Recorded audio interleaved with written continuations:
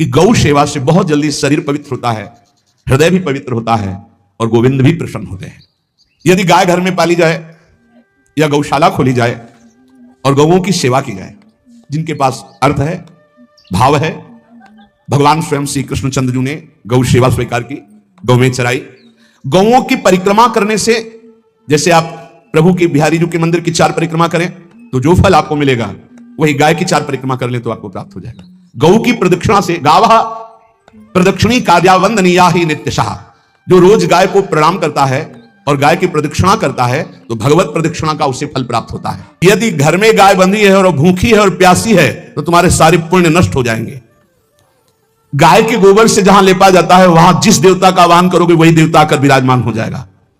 गौएं जहां विराजमान रहती, गौशाला में भजन करे तो कई गुना बढ़कर के प्राप्त होता है। जहां गौएं विराजमान होती हैं वो बड़ा पवित्र दिव्य तीर्थ स्थल माना जाता है। अपवित्र भूमि में भी यदि गाय के गोबर का लेप कर दिया जाए तो परम पवित्र मानी जाती है। गाय बहुत पवित्र, जहां वो बैठती है, जहां वो मूत्र त्याग करती, गोबर त्याग करती, वो स्थान तीर्थ तुल्य पवित्र माना जाता है। कितना भी बड़ा पापी हो, अगर पंचगव्य पिलाया जाए तो वो वैदिक मंत्रों को स्वीकार करने लायक हो जाता है, पवित्र हो जाता है। पंचगव्य में 5 चीजें गाय की होती है: गाय का मूत्र, गाय का गोबर, गाय का दूध, गाय का दही और गाय का घी। ये 5 मिलाकर पंचगव्य पिलाया गया था। पहली बार जब वैदिक मंत्र दिया गया था तो पंचगव्य बनवाया था गुरुदेव भगवान ने सन्यास, और वो पिलाया था। ये पंचगव्य पिलाने से अपवित्रता का नाश होकर पवित्रता का संचार होता है। इसलिए धन्य है उनका जीवन जो गौ सेवा परायण है, भगवत भाव से गाय में साक्षात भगवान का भाव रखकर गौ सेवा करते हैं। गाय बंधी हो घर में, वो प्यासी है और भूखी है, तुम्हारे सुकृत नष्ट हो जाएंगे। तृषिता गौरगृहे बद्धा, क्योंकि तुम्हारे पास है, सेवा करना चाहिए। यो वै गाम प्रतिसिद्धेन तो चरंतिम च स्वत्रणम नरहा तस्य पूर्वे च पितरः कंपन्ते पतनोन्मुखा। यदि गाय हरी हरी घास चर रही कहीं और तुमने डंडा ऊपर प्रहार किया, लाठी मारी, तो तुम्हारे पितर खोपड़ी के बल नरक जाने के लिए तैयार हो गए। ये लिखा है कि जो प्रतिदिन अग्रग्रासे परोभावा कर्तव्यो भक्ति तोन्वहम अकृत्वा स्वयं आहारम पूर्वम नापनोति दुर्गतिम। जो ही तुम्हारे गृहस्थ में, घरों में पहले होता था, अब तो भगवान जाने, जे ही पहली रोटी तवा में गई तो वो निकाल करके पक्की रखी जाती थी गौ ग्रास के लिए, पहला रसोई में। तो इसमें लिखा प्रतिदिन स्वभोजनम, पहले स्वयं भोजन न करके गाय के लिए ग्रास निकालना चाहिए। हाँ, गौ को माता की पदवी दी गई, जहां गौ को हम आराध्य देव के रूप में मानते हैं, आराधना करते हैं। गौ रक्षा, गौ सेवा, ये बहुत बड़ा इसमें छुपा हुआ है। स्वयं भगवान अवतरित होकर गौ रक्षा, जब गाय के रूप में पृथ्वी रमाती तो भगवान का अवतार हुआ। बड़ा विचित्र समय आता चला जा रहा है कि अब आधुनिक यंत्रों की ऐसी सेवाएं हो गई बड़ी बड़ी कि अब ना बैल की जरूरत है, और ऐसे दूध की महंगाई बन गई कि अब देसी गाय 2 लीटर 3 लीटर 4 लीटर, और ऐसी ऐसी कि 20-20 25-25 लीटर दे तो कौन देसी गाय को। गौओं का सेवा का भावना शास्त्र आज्ञा करता है। जो प्रतिदिन गौ ग्रास निकालता है, अर्पित करता है, तो उसको अग्निहोत्र करने का फल मिलता है, उसके पितरों को तृप्ति मिलती है और समस्त देवताओं के पूजन का फल मिल जाता है जो गौ ग्रास निकाल। जिनके पास अर्थव्यवस्था, जो गृहस्थ धर्म में है या जिनके पास अर्थ है, कुछ रोज 1 रुपया निकालो। हम कह रहे रोज निकालो तो महीने में 30 रुपया होते। 30 रुपया में एक गाय को हरी घास तो एक टाइम पवा ही सकते हो ना, बहुत नहीं है तो 1-1 रुपया निकाल के अगर एक गाय को चारा दोगे तो एक बार का भोजन तो हो ही सकता है। 30 रुपया में हरी घास जाकर उसके एक बार तो पवा दोगे ना। अग्रग्रासे परोभावा कर्तव्य भक्ति तोन्वहम, भक्ति पूर्वक गाय को 1 ग्रास भोजन में 1 रोटी तो निकालना चाहिए गाय के लिए, ऐसा शास्त्र आज्ञा कहता है। जो ऐसा करता है तो अकृत्वा स्वयमाहारम कुर्वन् नाप्नोति दुर्गतिम, अपने आहार से 1 रोटी निकालकर गाय को देता है और स्वयं 3 रोटी भले पाले 1 रोटी गाय को दे दी तो बोले उसकी दुर्गति नहीं होगी, अर्थात उसके अंदर भाव बढ़ता चला जाएगा, वो भगवान की भक्ति में।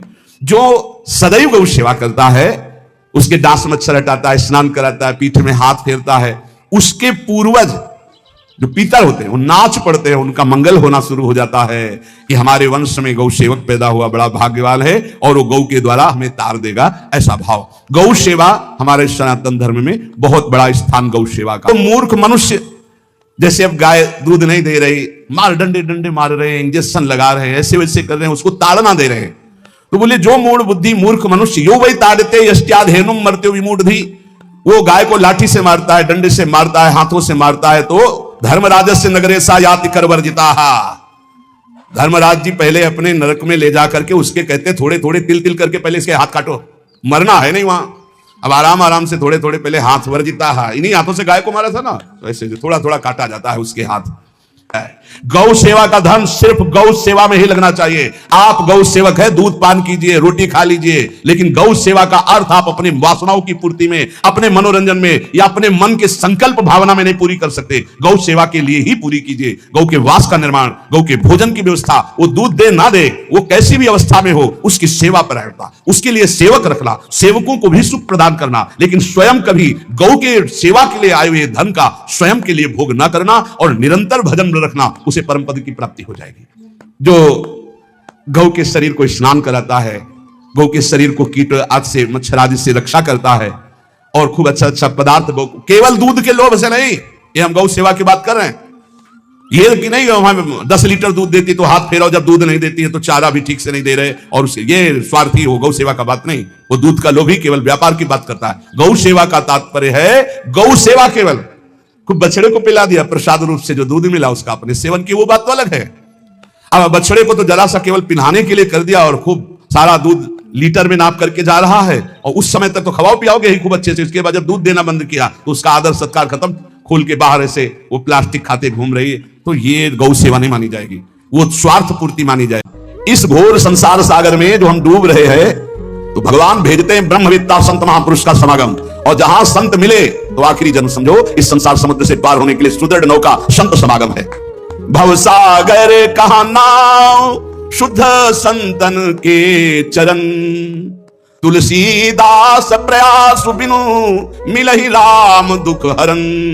संतों के चरणों का सानिध्य मिला तो देखो सदन जी हरिनाम जपने लगे, सदन जी के हृदय में संतों की प्रति प्रियता बढ़ी, शालिग्राम भगवान मिल, सब बानक बन जाता है। अब संत जी शालिग्राम भगवान को ले गए, एकांत में जाकर के भगवान का पंचामृत से अभिषेक किया, और इसके बाद वेद की स्तुति की, पुरुष सहस्र शीर्षा पुरुषा सहस्राक्षा सहस्रपाद। भगवान को बिल्कुल अच्छा नहीं लगा। देखो भगवान प्रीति चाहते हैं, सिद्धांत एक अलग होता है। इसलिए कल हम ऊपर कुछ साधकों से कह रहे थे कि किसी भी साधक को ठाकुर जी में जिस रूप में आ सकते हो उसको ठेस नहीं पहुंचानी चाहिए, क्योंकि पता नहीं कितना आ सकता हो।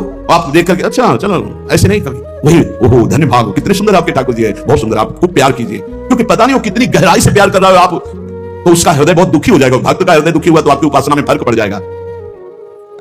संत जी को लगा था कि कसाई कुल में जन्मे हैं, मांस का उधर पड़ रहा है, इधर क्या अपराध कर रहा है, उनको ऐसा, और बाहरी दृष्टि में लगता भी ऐसा ही है। तो कहा भयो जो पे बड़े कुलहू में जन्म भयो, जब तप नेम व्रत साधन अपार है। कहा भयो तीरथ अनेकन गमन किए, गयो नहीं जौलो निज मन को विकार है। जौलो मेरे संतन में राखे जाति भेद सदा, तौलो कहो कैसे वह पावे सुख सार है। मेरे साधु नीच पद पंकज ना धोयो जौलो, सब शास्त्रन को पढ़िबो ई भार है। जरा भी भाव किसी भी संत जो भगवत मार्ग के प्रतीक है, जाति पक्ष में रूप पक्ष में, इनके तेज तो है नहीं, तो ऐसे बिल्कुल नहीं, सावधान, पता नहीं कौन किस कोटि का, उच्च कोटि का महापुरुष आपका चिन्ह। उन संत बहुत अच्छे संत थे, और उनके मन में बात आ गई कि जाति की दो कसाई, काम तो नीचे ही है, मानसिक देखो नहीं जाना भगवान की महिमा, हम समझ रहे थे उच्च कोटि के, और वो बहुत उच्च कोटि के महापुरुष सदन जी, निरंतर नाम जप, और एक खास बात थी सदन जी में दैन्यता कि मैं तो किसी योग्य नहीं, उनको पता भी नहीं था कि शालिग्राम भगवान है। तो लेके आयो साधु में तो बड़ो अपराध कियो अभिषेक, सेवा करी पे न भाई है। ये तो प्रभु रीझे तो पे जो ही चाहो सोई करो, गरो भरी आयो सुनिमति बिसराई है। यही हरि उर्धारी डारी दियो कुलाचार, चले जगन्नाथ देव चाह उपजाई है। मिले एक संग संग जात वे सुगात सब, तब आप दूर दूर रहे जान पाई है। संत जी ने बड़ा अभिषेक किया, वेद स्तुति की, भगवान को भोग लगाया, बड़ी प्रसन्नता से उच्च सिंहासन पर विराजमान किया। भगवान उसी समय आकाशवाणी हुई, ए साधु मुझे तुम्हारी वेद स्तुति बिल्कुल पसंद नहीं, तुम्हारा ये पंचामृत स्नान भोग ये सब, तुम मेरे भक्त पर नीच बुद्धि करके मुझे लाए हो ना, ये मुझे तुम क्या समझते हो? वेद मेरी श्वासों से ही तो प्रकट हुए हैं। वेद क्या है? भगवान की श्वासों से वेद का प्रादुर्भाव हुआ। सुहरि पढ़े अचरज भारी, चारों वेद भगवान की श्वासों से प्रकट हुए। जाकी श्वास वेद श्रुतिचारी, जिनकी श्वासों से चारों वेदों का प्रादुर्भाव हुआ। मैं वेद की स्तुति और गंगा जल से उतना प्रसन्न नहीं होता जितना मैं अपनेपन के भाव से, मेरे सदन जी हैं और मैं सदन जी का हूं, मैं बिल्कुल तुम्हारी सेवा से प्रसन्न, मैं अपराध मानता हूं कि तुम वहां से मुझे लाए हो। साधु जी यह बात सुनकर एकदम घबरा गए, शालिग्राम भगवान को लिया, दौड़ते हुए सदन जी के पास गए और गदगद स्वर में कहा, मैंने भारी अपराध कर दिया, ठाकुर जी को अप्रसन्न कर दिया, मैंने आपके प्रति भाव किया कि आप कसाई कुल में आपका अधिकार ठाकुर का नहीं है, इसलिए आप ठाकुर जी को नहीं जानते हो, आप ऐसा ये लो। ठाकुर जी अप्रसन्न हो गए हमसे, हमने तो पंचामृत से गंगा जल से सब अभिषेक किया, पुरुष सूक्त का पाठ किया, ले इस श्री ठाकुर जी को आप स्वीकार करो। विधि पूर्वक सेवा से ठाकुर जी प्रसन्न नहीं हुए, अपनेपन से ठाकुर जी को सबसे ज्यादा अपनापन, प्रेम भाव। सदन जी शालिग्राम भगवान अब जो देख रहे हैं वो दूसरा भाव है, ये भगवान है, मुझे तो अभी तक पता ही नहीं था। साधु जी जब चले गए तो कहा, अब तौलने के काम में तो नहीं, एक सुंदर नवीन कपड़े में ऐसे गले पे लगा लिए, ठाकुर जी गले पे डाले। भगवान रीझते हैं भक्त की अपनेपन की प्रीति में, जो चाहे वो प्राप्त कर सकता है, सिर्फ अपनापन प्रभु को चाहिए। हम यही कहते हैं बार बार कि अपनेपन पे कुल्हाड़ मत चलाओ, विश्वास पर कुल्हाड़ मत चलाओ, साधना बने ना बने, लेकिन हमारे माई श्यामा जी को राज पार हो जाओगे, हमारी बात मान लो। श्री जी सिर्फ अपनेपन को देखती है, सिर्फ अपनेपन को। अवगुण करे समुद्र सम गणत ना अपनो जान, राय के संभजन को मानत मेरु समान। श्री सदन जी ने निज हृदय से लगाया और आंसू बहने लगे कि प्रभु मुझे तो आपका ज्ञान ही नहीं किया भगवान। आंसू से अभिषेक, नाथ अभी तक तो मैं आपको जानता नहीं था, बड़ा अपराध हुआ, लेकिन आज मैं, जब आप हमें इतना प्यार करते हैं, तो साधु ने बताया कि मुझे भगवान ने कहा कि मैं जितना सदन जी को प्यार करता हूं, उनकी मैं भावना से प्रसन्न, तुम्हारी सेवा से नहीं। उनको अद्भुत वैराग्य हो गया, बोले आज के बाद घर परिवार में ही नहीं रुकूंगा, अब केवल भगवान का होकर वैराग्य भाव से जीवन भगवान को समर्पित करता हूं। शालिग्राम जी गले में टांगे और कहा, पहली यात्रा जगन्नाथपुरी, पहले जगन्नाथ जी के दर्शन करूंगा जाकर, पूरा जीवन अब भगवान के लिए। भगवान देखो कैसे कृपा करते हैं। बचपन में संतों से उपदेश मिला, नाम जब शुरू किया, ऐसे उच्च कोटि के महात्मा के ऐसा कार्य करने पर भी सब संत उनके यहां जाते थे, और उसका परिणाम हुआ कि घोर वैराग्य युक्त होकर भगवान के अनुराग में घर से चल दिए। श्री सदन जी कुटुंब परिवार कुल व्यापार सब छोड़कर जगन्नाथ जी के दर्शन के लिए चले।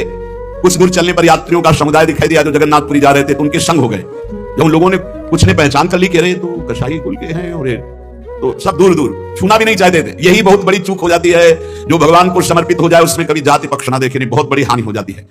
राजसूय यज्ञ में स्वपच वाल्मीकि को आदर सहित पवाकर पूर्ण यज्ञ करवाई भगवान ने, ये बात ध्यान रखना है। अपने जात अभिमान में आकर कभी किसी भक्त का अपमान न कर दे कि वो नीच कुल का है, ऐसा कुछ। जब ये देखा सदन जी ने कि ये लोग घृणा करते हैं हमसे, तो खुद अलग हो गए। सदन जी बड़े पुलकित है कि आज जगन्नाथ जी के दर्शन होंगे। एक जगह देखा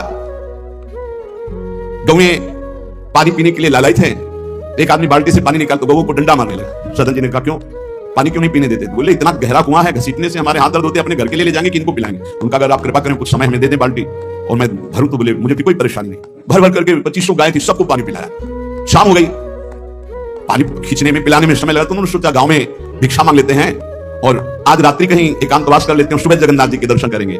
तो आयो मग गांव भिक्षा ले नहीं कठाव गयो, नयो रूप देखी को त्यारी जिपरी है, बैठो या ही ठौर करो भोजन निहोरी कहो, रहो निस्सी सोई आई मेरी मति हरी है।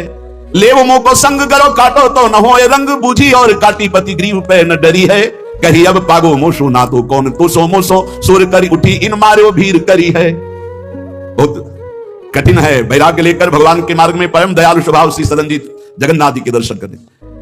रास्ते में एक घर में आवाज लगाई, भिक्षाम दे। भगवान की लीला, एक स्त्री निकली भिक्षा लेकर,